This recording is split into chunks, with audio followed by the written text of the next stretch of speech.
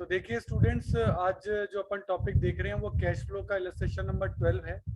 Corporate यानी company की balance sheet है आपकी। और ये बैलेंस शीट दे रखी है खत्री लिमिटेड की आपको। बैलेंस शीट का टोटल है 65,655,000। और नीचे आपको इनकम स्टेटमेंट दे रखा है। कई लोग इनकम स्टेटमेंट देख के घबरा जाते हैं, घबराना नहीं है। आप अपने काम के जो पॉइंट है ना वो ढूंढ लो, वो कौन से हैं। तो देखो आपके काम क्या आएगा। आपके काम आएगा एक तो डेप्रिसिएशन, एक आएगा इंटरेस्ट, और एक आएगा इनकम टैक्स पेड। नीचे कुछ नोट्स टू अकाउंट्स भी दे रखे हैं, फिक्स्ड एसेट्स और उसका प्रोविजन फॉर डेप्शन दे रखा है। इस क्वेश्चन को इन्होंने डायरेक्ट और इनडायरेक्ट दोनों से सॉल्व किया, पर मैं अभी इनडायरेक्ट मेथड ही ले रहा हूँ, डायरेक्ट मेथड अपन लास्ट में लेंगे। तो इनकम स्टेटमेंट में क्या होता है, आपको अपने काम की चीजें छांटनी पड़ती है। ये बाकी चीजें है ना, वो डायरेक्ट मेथड में काम आती है, इनडायरेक्ट मेथड में वो काम नहीं आती है, तो आपको नहीं लेनी है, सिंपल है। तो अब अपन इनडायरेक्ट मेथड देखते हैं। ये आपका कैश फ्लो स्टेटमेंट और ये इनडायरेक्ट मेथड से। तो सबसे पहले cash flow from operating activity लेनी है, फिर आपका कैश फ्लो फ्रॉम इन्वेस्टिंग है, फिर कैश फ्लो फ्रॉम फाइनेंसिंग है। इन तीनों का टोटल नीचे यहाँ आ जाएगा ABC। और then opening cash equivalent add करोगे तो क्लोजिंग कैश इक्विवेलेंट अपने आप आ जाएगा। ये आपकी पूरी थीम रहेगी। सबसे पहले आपको चाहिए है नेट प्रॉफिट बिफोर टैक्स। इसके लिए आपको नोट बनाना पड़ता है, मैंने आपको बताया है, तो आपको वर्किंग नोट बनाना पड़ेगा।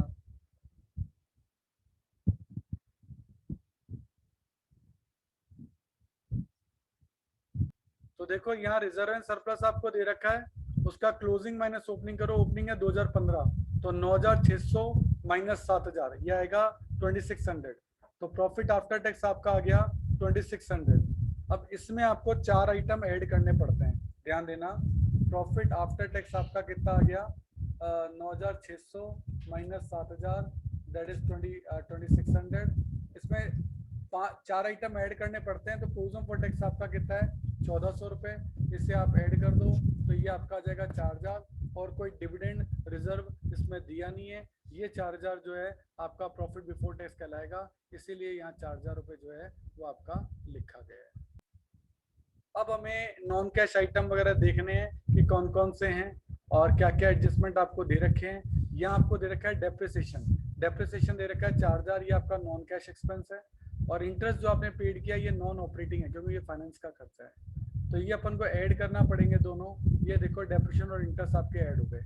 और इंटरेस्ट आपका ऑपरेटिंग का खर्चा है, ये बात ध्यान रखना। इस सॉरी फाइनेंसिंग का खर्चा है, तो ये खर्चा आपको फाइनेंसिंग में जाकर जो है वो आपको लेस भी करना। तो ये इंटरेस्ट आपका खर्चा है, ये फाइनेंसिंग में लेस होगा। आप चेक करिए फाइनेंसिंग एक्टिविटी के अंदर ये इंटरेस्ट पेड आपको यहाँ दे रखा है 6,000 का, आपने यहाँ लिख दिया, ठीक है। अच्छा, इनकम टैक्स भी आपने 1,400 रुपये पे किया है, तो इनकम टैक्स आप जो है ऑपरेटिंग एक्टिविटी का सबसे आखिरी आइटम होता है इनकम टैक्स पेड, ये भी आपको याद रखना है। इनकम टैक्स पेड आपका यहाँ आता है। अब आपके सारे एडजस्टमेंट हो गए हैं, चेक करो। आपने सारे एडजस्टमेंट देख लिए, डेप्शन देख लिया, इंटरेस्ट देख लिया, इनकम टैक्स देख लिया। अब आपको कोई एडजस्टमेंट नहीं दे रखा है। एडजस्टमेंट नहीं दे रखा तो क्वेश्चन आप शुरू से स्टार्ट कर सकते हो। शेयर कैपिटल देखिए 14,000 से 24,000 हो गई, इक्विटी शेयर कैपिटल बढ़ गई। इक्विटी शेयर कैपिटल क्यों बढ़ गई, शेयर कैपिटल बढ़ने का क्या रीजन है, तो इसका मतलब आपने डेफिनेटली शेयर इशू किए होंगे। तो आप लिखेंगे फाइनेंसिंग एक्टिविटी में इशू ऑफ शेयर कितना, 10,000। हर चीज की जगह तय है कि शेयर इशू है तो फाइनेंसिंग में ही होंगे, ये बात तय है। तो ये सब चीजें आपको ध्यान रखनी है। आगे आपका रिजर्व एंड सरप्लस वो तो आपने देख लिया। डिवेंचर आप देख रहे हैं 20,000 से 20,000 है, नो चेंज।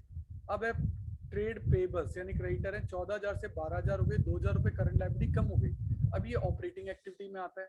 आप देखेंगे ऑपरेटिंग एक्टिविटी में आप जाएंगे तो आपको क्रेडिटर का एडजस्टमेंट वहां करना है। क्रेडिटर का एडजस्टमेंट, यहाँ पे ट्रेड पेबल्स जो हैं ये डिक्रीज हो गए हैं आपके, तो इसको आपको क्या करना है, लेस करना है। डिक्रीज इन करंट लायबिलिटी आपकी लेस होती है, ये बात आपको ध्यान रखनी है, ठीक है। इसको आप अपने स्टेटमेंट को सामने रखिए तो आपको पता भी लग जाएगा। इसके बाद आपकी लायबिलिटी तो कंप्लीट हो गई, एसेट्स आ गई। एसेट्स हैं 16,000 और नीचे नोट्स टू अकाउंट्स भी इसका दे रखा है कि जो फिक्स एसेट्स है 20 से 24 हुई है, यानी 4,000 की आपने फिक्स एसेट्स खरीदी है। तो इन्वेस्टिंग एक्टिविटी के अंदर आप दिखाएंगे परचेज ऑफ फिक्स एसेट्स कितने रुपए, 4,000, ठीक है। अच्छा, डेप्रिसिएशन के लिए आप देख रहे हैं कि आपने डेप्रिसिएशन का प्रोविजन बनाया है, 4000 से आपका प्रोविजन हो गया 8000 का डेप्रिसिएशन का, तो 4000 का नॉन कैश एक्सपेंस हो गया 4000 का, वो आपने दिखा चुके हैं आप, ये रहा डेप्रिसिएशन, इसका 4000 में आप दिखा चुके हैं, तो ये भी आपका कंप्लीट हो गया। अब आपकी फिक्स एसेट तो कंप्लीट हो गई, अब आपकी आ रही है करंट एसेट्स। करंट एसेट्स के सारे adjustment cash and cash equivalent के अलावा आपको सारे कहाँ दिखाने हैं, ये सारे आपको दिखाने हैं ऑपरेटिंग के अंदर। इन्वेंट्री 14000 से 16000 बढ़ गई, इंक्रीज, इसको लेस करना पड़ेगा। ट्रेड रिसीवेबल 4000 से 7000 से 12000 बढ़ गए, 5000 लेस करना पड़ेगा। कैश एंड कैश इक्विवेलेंट यहाँ नहीं लेते। और अदर करंट एसेट प्रीपेड 2000 से 1600 कम हो गई, डिक्रीज इन वर्किंग कैपिटल, इसको ऐड करना पड़ेगा। तो इन्वेंट्री, ट्रेड रिसीवेबल और प्रीपेड, ये तीनों मैं आपको एक साथ दिखाता हूँ। ये देखिए, trade receivable, inventory and prepaid, ये दोनों लेस हुए हैं और प्रीपेड वाला ऐड हुआ है, क्योंकि decrease in working capital add होता है और increase in working capital less होता है, उस पॉइंट ऑफ व्यू से। ये सारे अपने करंट एसेट करंट लायबिलिटी हो गए। अब देखो, ऑपरेटिंग का प्रॉफिट अपन ने लिख लिया था, ये सब एडलेस करोगे तो ये आपका आ जाएगा net cash flow from operating activities 4000। फिर यहाँ अपन देखेंगे तो और कुछ है नहीं, तो ये 4000 का टोटल बाहर आ जाएगा, यहाँ और कुछ है नहीं, तो यहाँ भी 4000 का टोटल बाहर आ जाएगा। अब बाहर तीन हो गए आपके, ये 4000, ये 4000 माइनस का, ये 4000, तो टोटल कुल मिला के 4000 ही हुआ, क्योंकि एक माइनस का भी है, ठीक है ना। तो अब ओपनिंग कैश इक्विवेलेंट 16000 आपको क्वेश्चन में दे रखा है, 16 और 4 20 हो गए। क्लोजिंग कैश इक्विवेलेंट चेक कर लो, क्वेश्चन में 20000 दे रखा हुआ, तो ये 16 और 20 है। आप क्वेश्चन में चेक भी कर सकते हैं कि कैश इक्विवेलेंट जो है वो आपके 16 और 20 दे रखे थे, ये देखो, ये देखो, इस तरीके से ये आपका पूरा क्वेश्चन होगा। ऐसे क्वेश्चन को करने के लिए आपको पहले फॉर्मेट बना लेना चाहिए, फॉर्मेट में फिर जहाँ जहाँ जो चीजें होंगी वो पुट करते जाओ। ये फॉर्मेट बेस्ड टॉपिक है, इसको इसी तरीके से करना पड़ता है। देखिए, ये एग्जांपल नंबर 14 है। ये अकाउंट अगर आपने समझ लिया ना, तो ये अकाउंट बार बार रिपीट होता है एक्चुअली, इसलिए मैं कह रहा हूँ ये अकाउंट समझना बहुत जरूरी है। आपको ओपनिंग क्लोजिंग बैलेंस दे रखे हैं, ये आपका ओपनिंग है, किसका, मशीनरी का आपको दे रखा है, मशीनरी का ओपनिंग है 277, ये मशीनरी अकाउंट है, ओपनिंग यहाँ 277, क्लोजिंग 360। और पीएल का ये पीएल का बैलेंस नहीं है, ये एक्चुअली डेप्रिसिएशन का बैलेंस है, इन्होंने गलती से पीएल लिख दिया है। ये प्रोविजन फॉर डेप्शन है 125,600 का, और क्लोजिंग बैलेंस है 292 का, ये 292 हो गया। तो ये तो पहले अपन ने बैलेंसेस लिख लिए, तो क्वेश्चन में करेक्शन है कि ये पीएल नहीं है, ये प्रोविजन फॉर डेप्रिसिएशन, ठीक है, इनको माफ कर देना। मशीनरी अकाउंट है हमारी, एसेट्स है, मशीनरी डेबिट से बढ़ती है, क्रेडिट से कम होती है।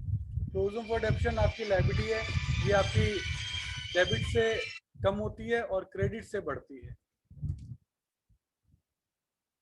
अब देखो, ओपनिंग क्लोजिंग बैलेंसेस जब अपन ने लिख दिए, अब आपको क्या एडजस्टमेंट दे सकता है, देखिए आपको कह रहा है it is further inform that depreciation amounted to 55,300 were written off during the year. ये जो ड्यूरिंग द ईयर है ना, ये बहुत इंपॉर्टेंट है, ये जो ड्यूरिंग द ईयर है ये बहुत इंपॉर्टेंट है।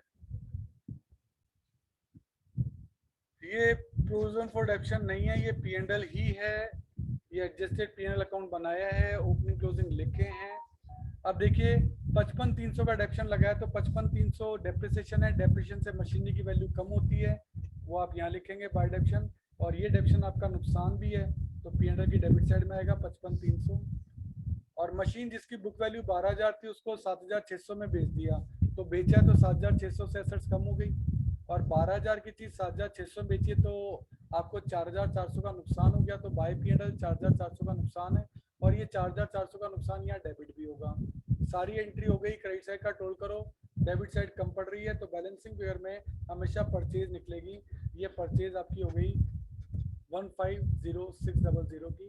पीएनएल में जो आइटम आने थे आ गए, बैलेंसिंग फिगर में यहाँ आपका निकलता है फंड फ्रॉम ऑपरेशन, पर बेसिकली हम कैश फ्लो कर रहे हैं, इसलिए इसकी जरूरत जो है वो आपको यहाँ नहीं पड़ेगी। हाँ, पिछले चैप्टर का फंड फ्लो इसमें काम आ सकता था। तो पिछले वाले क्वेश्चन में कुछ खास समझने का नहीं था। इलस्ट्रेशन नंबर 15 देखते हैं। ओपनिंग बैलेंस ये दे रखा आपको, तो फिक्स्ड एसेट्स आपका अकाउंट है, आपका प्रोविजन फॉर डेप्रिसिएशन अकाउंट है, वो यहाँ से ले रहे हैं अपन, और एडजस्टेड पिन बनाने की जरूरत नहीं है क्योंकि वो एफएफओ निकालने में काम आ रहा है, हम कैश फ्लो पढ़ रहे हैं अभी। तो अब आपको देखो एसेट्स का बैलेंस दे रखा है 570 और 615, तो 570 और 615 देख लो, ये ओपनिंग बैलेंस है, ये आपका क्लोजिंग बैलेंस है। फिर डेप्रिसिएशन का ओपनिंग दे रखा है 195 का, ये ओपनिंग बैलेंस है, ये आपका क्लोजिंग बैलेंस है। नाउ एडिशन इंफॉर्मेशन में क्या कहता है, during the year a machine costing 60,000, machine की कॉस्ट है 60,000 जिसपे एक्यूमुलेटेड डेप्रिसिएशन है 32,000 का। 60,000 की चीज पर 32 का डेप्रिसिएशन लग गया, इसको मैं लिख के बता देता हूँ। कॉस्ट है मशीन की 60,000,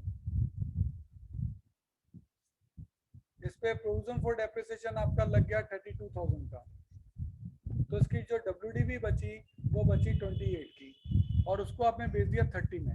अब 28 की चीज को आप 30 में बेच रहे हो तो यानी ज्यादा में बेच रहे हो, 28 की चीज को आप 30 में बेच रहे हो तो ज्यादा में बेच रहे हो, तो ये 2,000 रुपए का आपको क्या हो गया, प्रॉफिट हो गया। अब आप इसको कैसे दिखाओगे, आपने मशीन को बेचा कितने में, 30 में, यहाँ से उस पर डेप्रिसिएशन कितने का था, 32 का, और उस पर प्रॉफिट कितने का, वो 2 का। अगर आप इसका नेट निकालोगे इन तीनों फिगर्स का, तो उसका फिगर जो है वो टोटल 60 बैठेगा। भाई 30 और 32 62 में से 2 गए, कितने बच गए, 60। इस तरीके से ये आपका टॉपिक हो गया। अब बैलेंसिंग फिगर में आपकी परचेज निकल जाएगी 104,500। ये जो प्रोविजन फॉर डेप्रिसिएशन 32,000 है वो यहाँ भी आएगा। अब इन दोनों का टोटल हो जाएगा, उसमें से 195 लेस कर देंगे तो 51,900 का बैलेंस आ जाएगा। ये वो अमाउंट होगा जो कि आप P&L से चार्ज करोगे। तो अगर आप P&L बनाओगे तो उसमें आप देख सकते हो ये डेप्रिसिएशन आपका यहाँ आता है, इसके अलावा जो प्रॉफिट हुआ वो आपका यहाँ आता है P&L में। तो इस तरीके से ये सारे एडजस्टमेंट जो है fixed assets and provision for depreciation में होते हैं। ये दोनों अकाउंट आप एकदम पक्के कर लो, ये दोनों अकाउंट आपको 100 नहीं 200% आने चाहिए, क्योंकि ये हर क्वेश्चन में बार बार रिपीट होंगे। इसका तो अकाउंट देखते ही अगर बनाना है तो पहले ही फॉर्मेट बना लो, ये फिक्स फॉर्मेट है, ये कभी चेंज नहीं होगा। इसी तरीके से ये फॉर्मेट आपको हमेशा हर क्वेश्चन में बनाना है।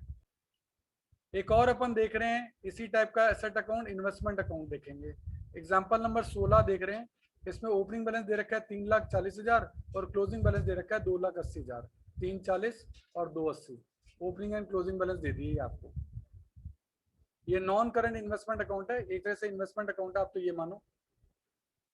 अब क्वेश्चन में कहता है during the year company sold 40% of the original investment, original का मतलब है ओपनिंग, इसीलिए 40% ओपनिंग 240 का निकाला गया, 136 की एसेट को बेच दिया गया एट ए प्रॉफिट ऑफ 84। इसको बेचा 84 का प्रॉफिट में, यानी इसमें 84 जोड़ दिए, इसमें 84 जोड़ दो तो कितने में बेचा, 220 में। तो आपने बेचा है 220 में, ये 220 आ गया, इसमें प्रॉफिट हुआ 84 का, तो ये प्रॉफिट आ गया 84 का। तो बैलेंसिंग फिगर में अपने आप निकल गया टू बैंक परचेज 76,000, ये बैलेंसिंग फिगर में निकला है। कॉन्सेप्ट हमेशा याद रखिएगा, ऐसे अकाउंट जो भी एसेट अकाउंट होते हैं, एसेट अकाउंट हमेशा डेबिट से बढ़ते हैं, क्रेडिट से कम होते हैं। ये ओपनिंग बैलेंस, ये क्लोजिंग बैलेंस, ये बेचा है, बेचने से कम हुआ इसलिए यहाँ लिखा है।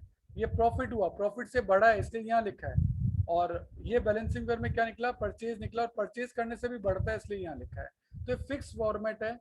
इन्वेस्टमेंट अकाउंट और फिक्स्ड एसेट्स अकाउंट में एक ही डिफरेंस है कि यहाँ डेप्रिसिएशन नहीं आ सकता, क्योंकि फिक्स्ड एसेट पे डेप्रिसिएशन लगता है लेकिन इन्वेस्टमेंट पे डेप्रिसिएशन नहीं लगता है। एक एग्जांपल नंबर 17 देखिए, इसमें जो बैलेंस शीट का टोटल है 762 एंड 512,500 है, और इसमें जो इम्पोर्टेंट चीज है ना वो है इसका प्रॉफिट, कि प्रॉफिट कैसे निकालोगे।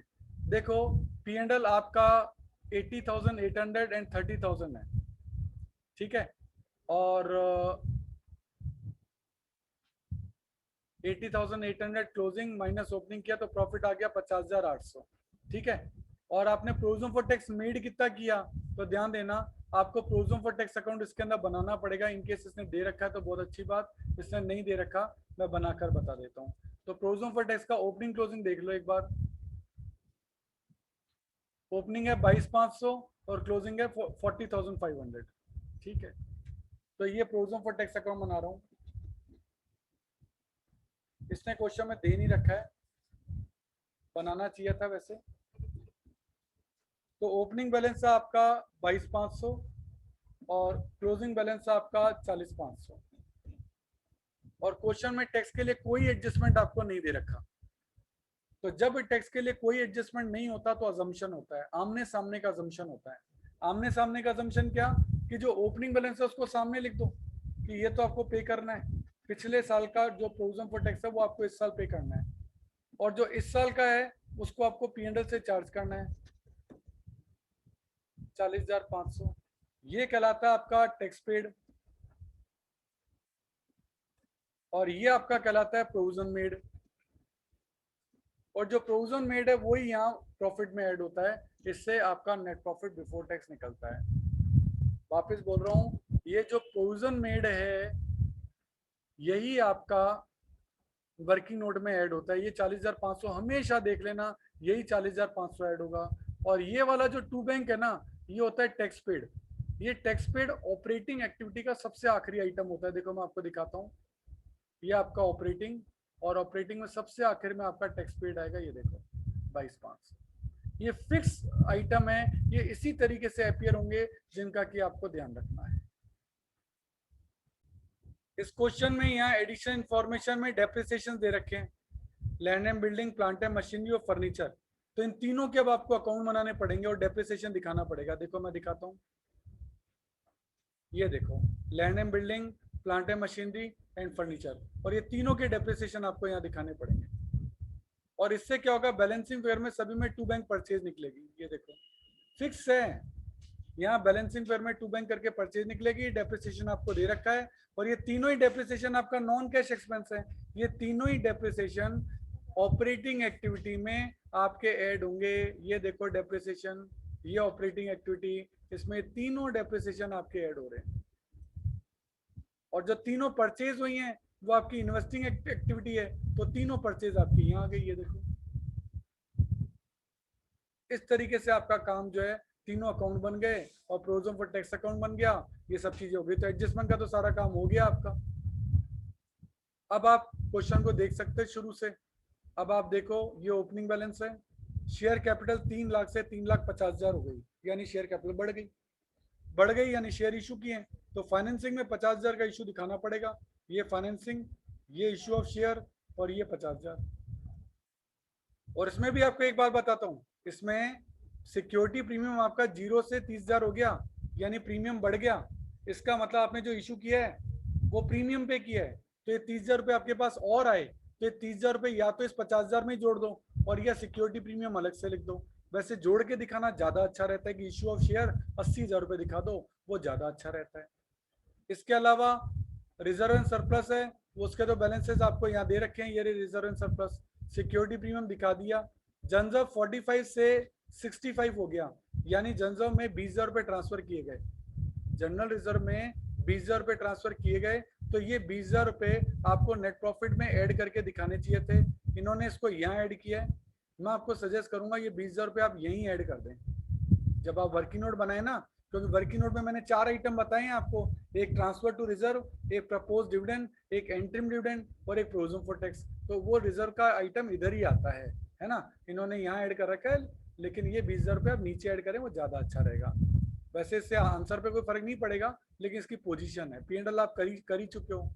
फिर आपका है डिबेंचर, डिबेंचर 0 से 70 हो गया। इसका मतलब आपने डिबेंचर इशू किए हैं, तो फाइनेंसिंग एक्टिविटी में आप दिखाएंगे इशू और डिबेंचर 70,000 रुपये का कैश आपके पास आ गया।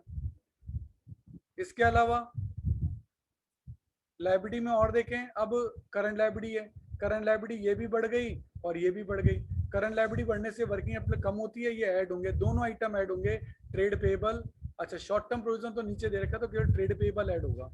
ये देखो ट्रेड पेबल आपका ऐड हो रहा होगा यहाँ, ये रहा ट्रेड पेबल, ये रहा ऐड हो रहा। और शॉर्ट टर्म प्रोविजन में 2 प्रोविजन दिए गए हैं आपको, ये देखो, जिसमें टैक्सेशन आप कर चुके हो। अब प्रपोज डिविडेंड है, प्रपोज डिविडेंड भी टैक्स के जैसे आमने सामने का अकाउंट होता है। ओपनिंग बैलेंस 35,000 रुपये है, तो 35,000 रुपये का सॉरी ओपनिंग बैलेंस 30,000 रुपये है, तो 30,000 रुपये का ओपनिंग का आपका पेमेंट होगा। तो डिविडेंड पेड आप दिखाओगे कितने रुपए, 30,000 रुपये। चेक करो, फाइनेंसिंग में डिविडेंड पेड आपका आएगा, पेमेंट ऑफ डिविडेंड कितने रुपए, 30,000 रुपये। और ओपनिंग आपका कितना है, 35,000, क्लोजिंग कितना है, 35,000। 35,000 का आपका प्रोविजन बनेगा, ये इसने प्रपोज डिविडेंड 35,000 रुपये यहाँ ऐड कर रखा है। बाकी मैंने इसकी जो जगह बताई है वो वर्किंग नोट में बताइए, आप 35,000 रुपये यहाँ ऐड करेंगे। आंसर में मैं अभी भी बता रहा हूँ, कोई फर्क नहीं पड़ेगा, पर उनकी जगह तय है। यहाँ 5 आइटम आते हैं, ये 5 आइटम आपको यहीं दिखाने हैं। वो इसने 2 आइटम तो यहाँ दिखा रखे हैं, वो यहाँ नहीं दिखाने, आपको नीचे ऐड करना है, ये बात याद रखना है। और आपकी कोई एक्स्ट्रा इन्फॉर्मेशन नहीं है। फिक्स्ड एसेट्स अकाउंट आप बना चुके हो, 3 फिक्स्ड एसेट्स थी, ये देखो ये तीनों आपने बना दी हैं। अब करंट एसेट देख लो, इन्वेंट्री आपका बढ़ गया, इससे वर्किंग कैपिटल बढ़ गई, इसको लेस करेंगे तो ये 12-13 हजार रुपए लेस होंगे। ट्रेड रिसीवेबल भी 10-1 हजार रुपए लेस होगा। देखो ऑपरेटिंग में ये देखो इन्वेंट्री और ट्रेड रिसीवेबल दोनों लेस हो रहे हैं। इस तरीके से सारे टोटल हो जाएंगे। नीचे वर्किंग नोट नंबर 1 से ये प्रॉफिट आ जाएगा। इन सब का टोटल करते हुए लाइए, यहाँ पहुंच जाएंगे आप। ये एक्टिविटी आ गई, ये एक्टिविटी बी आ गई, ये एक्टिविटी सी आ गई। इन तीनों का टोटल आप यहाँ ले आओ। ये एक्टिविटी ए बी सी का टोटल हो गया। उसमें ऐड करें ओपनिंग कैश इक्विवेलेंट 34,200, तो अपने आप ही आ जाएगा क्लोजिंग कैश इक्विवेलेंट 44,300। तो cash flow basically format based topic है। आप इन फॉर्मेट की बना के प्रैक्टिस करेंगे तभी परफेक्शन आएगा। तो आप इन क्वेश्चंस को करिए। Okay, thank you.